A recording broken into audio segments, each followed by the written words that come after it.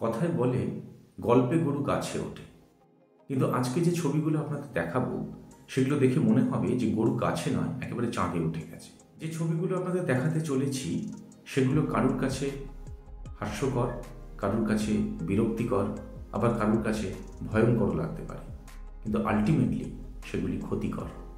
ভক্ত আপন মনের মাধুরী মিশায় তার ইষ্ট দেবতার পূজা করে থাকেন এবং ভক্তের ভাব অনুযায়ী তার ভগবান বা তার ইষ্ট দেবতা তার কাছে ধরা দেন।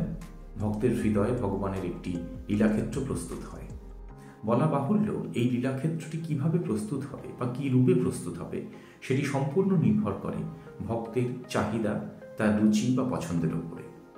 এখানে কোনো রকম গ্রামার বা কোনো রকম নিয়মকানুন মেনে চলার বা মেনটেন করার কোনো প্রয়োজন থাকে না, কারণ এটি ভক্ত এবং ভগবানের একান্ত নিজস্ব ব্যাপার। অর্থাৎ ভগবান শ্রীকৃষ্ণ আমার কাছে কিভাবে দেখা দেবেন, ইট কমপ্লিটলি ডিপেন্ডস আপন মাই চয়েস। তিনি আমার কাছে মধুবনের কিলীরত কৃষ্ণ হিসেবে আসবেন নাকি কুরুক্ষেত্রে পার্থসারথী কৃষ্ণ হিসেবে দেখা দেবেন, সেটি সম্পূর্ণ নির্ভর করে আমার উপরে। এ পর্যন্ত কোথাও কোনো সমস্যা নেই, কিন্তু সমস্যাটা তখন তৈরি হয় যখন একজনের মানসিকতা আরেকজনের উপর চাপিয়ে দেওয়ার চেষ্টা চলে, এবং বিশেষ করে সেটা যদি ইতিহাসকে বিকৃত করে ঘটে তাহলে সেটি একটি অপরাধের পর্যায়ে পর্যবসিত হয় বলে আমি মনে করি। আমি কি বলতে চাইছি আশা করি অনেকেই বুঝতে পারছেন, তাই আর বেশি বাক্য ব্যয় না করে ছবিগুলো আপনাদের দেখাতে শুরু করি। ছবিটি আপনাদের সামনে রাখলাম। এটি শ্রী শ্রী মায়ের বহুল প্রচলিত এবং প্রচারিত একটি ছবি। প্রায় প্রত্যেক ঠাকুর ঘরে এই পট প্রতিষ্ঠিত আছে। মূলত এই চিত্রের মাধ্যমে মা ভক্তদের পূজা গ্রহণ করে থাকেন। এবারে এই ছবিটি দেখুন। এটি আগের ছবিটির একটি কালার ভার্সন। কালার করার ফলে ছবিটি আরো উজ্জ্বল ও প্রাণবন্ত হয়ে উঠেছে, কিন্তু মূল ছবিটির কোথাও কোনো পরিবর্তন বা বিকৃতি ঘটানো হয়নি। অর্থাৎ ছবিটির ঐতিহাসিক যে মূল্য, সেই মূল্যটির কিন্তু কোথাও কোনো হানি হয়নি। এবারে স্বামীজির এই ছবিটার দিকে তাকান। বোঝাই যাচ্ছে যে তিনটি ছবির সংমিশ্রণে এই ছবিটিকে আর্টিফিশিয়ালি তৈরি করা হয়েছে। যিনি এটি তৈরি করেছেন তিনি সম্ভবত এটি বোঝাতে চেয়েছেন যে স্বামীজির অন্তরে ঠাকুর বা মা সদা সর্বদা বিরাজমান। কিন্তু ছবিটির নির্মাণ পদ্ধতি এতটাই সুন্দর যে সেখানে ছবিটির মূল উদ্দেশ্যটি বেশ পরিষ্কারভাবে ধরা পড়েছে। অন্তত এখানে ঐতিহাসিক নথি বা প্রমাণকে বিকৃত করা কোনো অপচেষ্টা পরিলক্ষিত হয়নি, শুধুমাত্র ভক্তের ভাবটি এখানে প্রকাশিত হয়েছে। এবারে ছবিটি ভালো করে লক্ষ্য করুন। এটি শ্রী শ্রী মায়ের সহাস্য বদনের একটি ছবি। ভালো করে লক্ষ্য করলে বুঝতে পারবেন এই হাসিটি মায়ের নিজের হাসি নয়। কোনো এক মহিলার ছবি থেকে এই হাসিটি তুলে এনে মায়ের মুখের ওপরে বসানো হয়েছে। আরও সুস্পষ্টভাবে বলতে গেলে বাংলা সিনেমার একজন অত্যন্ত কিংবদন্তি নায়িকার মুখের হাসিকে তুলে এনে মায়ের মুখের সাথে জুড়ে দেওয়া হয়েছে। আচ্ছা, কেউ বলতে পারবেন এর ফলে মায়ের প্রতি কোন অতিরিক্ত ভক্তিটি প্রকাশিত হয়েছে?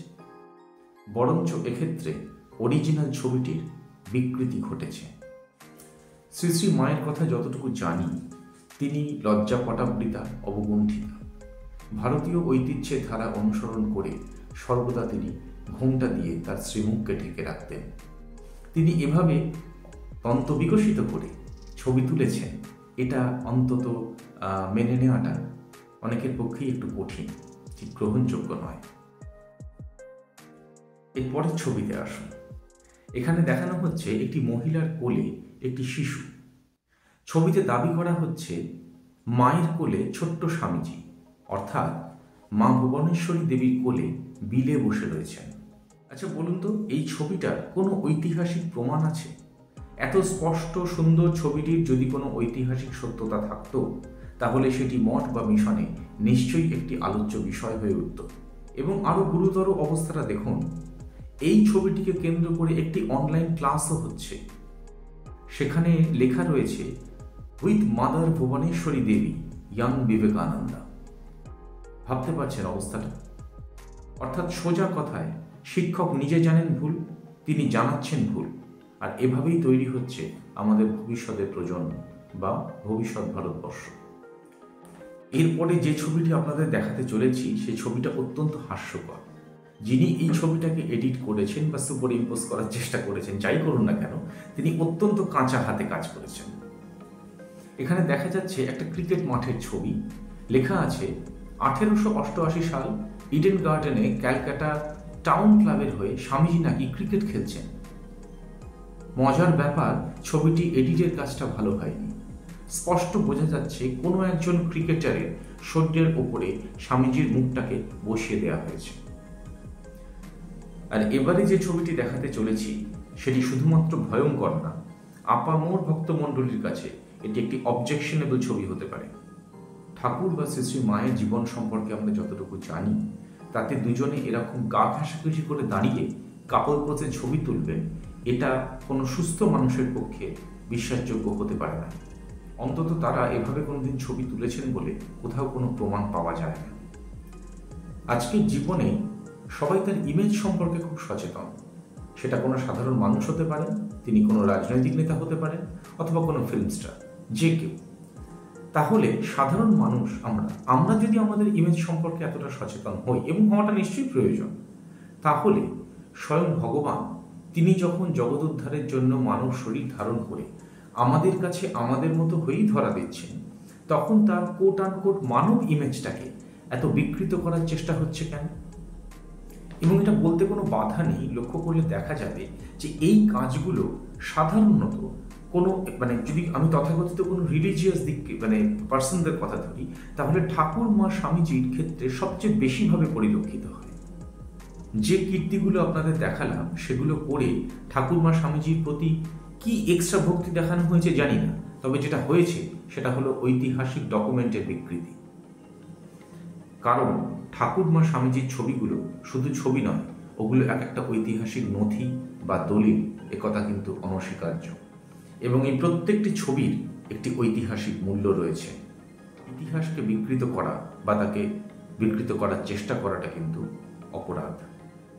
আইনের চোখে অপরাধ কতটা বা কিনা আমি জানি না, তবে মানবিকতার চোখে বা নীতিগত দিক থেকে অপরাধ বৈকি। ফলে আমি পৃথিবীর সমস্ত শ্রীরামকৃষ্ণ ভাবানুরাগী মানুষজন এবং ইতিহাস সচেতন মানুষদের অনুরোধ করছি বা আহ্বান জানাচ্ছি এর বিরুদ্ধে একটু সচেতন হতে বা এ ব্যাপারে একটু সচেষ্ট হতে, যাতে এই ধরনের প্রবণতা বন্ধ হয়। আমি ব্যক্তিগতভাবে আমার অভিজ্ঞতা থেকে বলতে পারি, আমি দুজন মহারাজের লেকচারে এরকম শুনেছি, তারা কিন্তু এই ব্যাপারটাকে নিয়ে যথেষ্ট বিরক্ত এবং তারা তাদের বক্তব্যে সেটাকে প্রকাশও করেছেন। এমনকি পরিস্থিতি এমন জায়গায় গেছে যে রামকৃষ্ণ মঠ এবং মিশনের তরফ থেকে রীতিমতো ঘোষণা করে এ ব্যাপারে সতর্ক করা হয়েছে জনসাধারণকে। পরিস্থিতিটা কিন্তু আরও খারাপ হতে পারে, কারণ আজকের পৃথিবীতে দুটো ইংরেজি ভাওয়েল খুব পপুলার, একটা হচ্ছে এ, একটা হচ্ছে আই, দুয়ে মিলিয়ে AI, full form artificial intelligence. আজকের দিনে রামকে শ্যাম করা, দিনকে রাত করা বা সূর্পনখাকে শ্রীরাধা করা, এটা কোনো ফ্যাক্টরি না। এই নানান রকম ফটো এডিট করার সফটওয়্যার বলুন, AI বলুন, বা যে কোনো ধরনের এই ধরনের সফটওয়্যারের মাধ্যমে। এবং আজকের সমাজে এই ফটো এডিট করার সফটওয়্যারগুলো বা AI, এদের প্রভাব এতটাই যে এদের নিয়ে রীতিমতো সতর্ক কিন্তু ফিল্ম স্টার থেকে শুরু করে রাজনৈতিক নেতা, সমাজের সমস্ত শ্রেণীর লোকেরা। ফলে যদি ভবিষ্যতে দেখা যায় যে স্বামীজি জিন্স আর টি শার্ট পরে বাইক চালিয়ে যাচ্ছেন, বা ভগবান শ্রীরামকৃষ্ণদেব তিনি স্যুট টাই পরে কোনো 5 স্টারে বসে ডিনার করছেন, সেখানে আশ্চর্য হওয়ার কিছুই থাকবে না। আচ্ছা ভাবুন তো, কোনো মানুষ তিনি 8 থেকে 80 যে কোনো বয়সের হতে পারে, তিনি যদি জীবনে প্রথম ঠাকুর মা স্বামীজির কোনো ছবি দেখেন এবং সেই ছবিটা যদি এই ধরনের এডিটেড ভার্সনের ছবি হয়, তাহলে তার মনে ধারণাটা কি হবে? ইংরেজিতে একটা কথা আছে, first impression is the last impression. Even আমরা নিজেদের জীবন দিয়েও দেখেছি যে আমরা যদি কোনো ভুল কিছু জানি, তো বহুকাল বাদে সঠিক জিনিসটা জানার পরও সেই ভুল জিনিসটার ইমেজটা কিন্তু আমাদের মনের মধ্যে অনেকদিন থেকে যায়। সুতরাং মানবিকতার স্বার্থে হোক, ইতিহাসের স্বার্থে হোক, আমি সবাইকে অনুরোধ করছি এই অপচেষ্টা থেকে বিরত থাকুন। আগামী প্রজন্ম বা আগামী পৃথিবী যাতে সঠিক জিনিসটা জানতে পারে, তার ব্যবস্থা আমাদের সকলের করা উচিত। আমার বক্তব্যের উদ্দেশ্য এটা না যে ফটো এডিটিং সফটওয়্যারগুলো উঠে যাক, কিন্তু যদি কেউ কোনো ছবিকে এডিট করেন, বিশেষ করে যে ছবিগুলো একটা ঐতিহাসিক নথি সম্পন্ন, ঐতিহাসিক একটা মূল্য আছে যে ছবিগুলোর, সেগুলোকে যদি কোনোভাবে এডিট করা হয়, তাহলে ওই সিগারেটের প্যাকেটের ওপর যেরকম লেখা থাকে না স্ট্যাটিউটরি ওয়ার্নিং যে cigarette smoking is injurious to health, সেরকমই এই ছবিগুলোর ওপরেও লিখে দেওয়া উচিত যে ছবিগুলো এডিট করা ছবি, এগুলোর সঙ্গে মূল ছবির কোনো সম্পর্ক নেই। তাহলে অ্যাটলিস্ট মূল ছবিগুলো বেঁচে যাবে। এরকম ছবি আপনারা সোশ্যাল মিডিয়াতে হোক বা অন্যান্য জায়গায় হোক অনেক জায়গাতেই দেখেছেন। তাই এই নিয়ে একটা ভিডিও করার ইচ্ছা আমার বহুদিনই ছিল। আপনাদের সুচিন্তিত মতামত অবশ্যই আমার এই ভিডিওর কমেন্ট বক্সে জানান, কারণ এ নিয়ে একটা সচেতনতা বা একটা প্রতিবাদ যাই হোক না কেন, এটা সমাজে গড়ে ওঠা ভীষণ প্রয়োজন, এবং সেটা আমার একার পক্ষে সম্ভব না।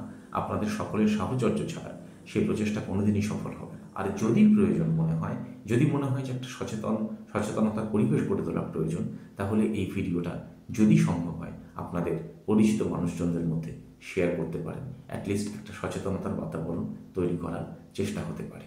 সবাই ভালো থাকবেন। পরের পর্বে